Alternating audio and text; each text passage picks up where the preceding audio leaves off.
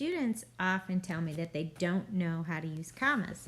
So I'm going to really quickly explain one pretty easy to understand time that you can use commas and should use commas in your writing. So this is with appositives. An appositive comes directly after a noun and renames it. So you really want to be looking at this word rename and get that clear in your mind, because really it's just saying that same noun in a different way or giving more information about it, but it really is naming it. It's a noun after a noun kind of a thing. So for the first example, we have Ms. Bonnie. That's our noun. And then what comes right after it is an appositive because it renames Miss Bonnie, our class tutor. So because our class tutor renames Miss Bonnie, then it is what we would call an appositive. And because it renames, we need to set it off by commas in the sentence. So Miss Bonnie, comma, our class tutor, comma, really helped me improve my writing. Same thing with the next example. We have my favorite restaurant, and then it is renamed TGI Fridays. As you can see that the restaurant and TGI Fridays are the same thing. It's just a renaming of it. And so we need to set off that appositive with commas. My favorite restaurant, comma, TGI Fridays, comma, just opened in College Station. Next example is pretty similar. Anna, and then we're going to rename Anna in a new way to add more information to the sentence.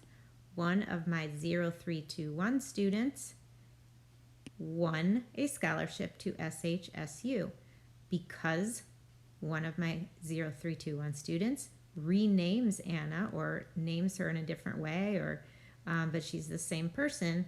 We know we're renaming, and so we need a comma before and after that appositive.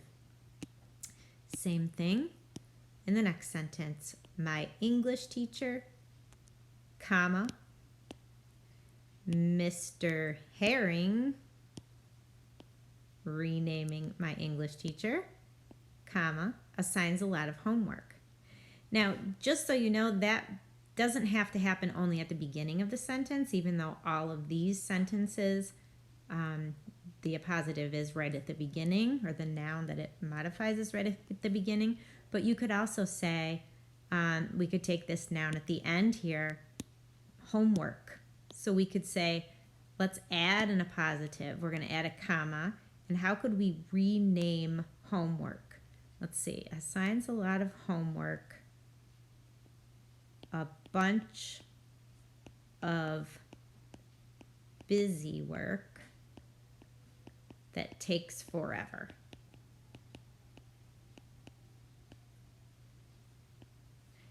Now I ended it with a period because it was at the end of the sentence, but I just wanted to show you that that is the case.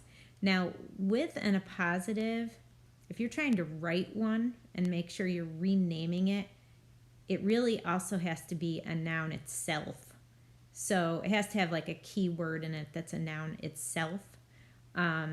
So I don't know that you need to know that, but when you're adding them to a sentence, if it starts with a or the, then you know that it's going to have a key word usually as a noun. But I don't think it's too important to know that at this point. The big thing is that if you notice that you're renaming something right after it, you need to use those commas. So I hope this helps. This is just one time that you need to use commas.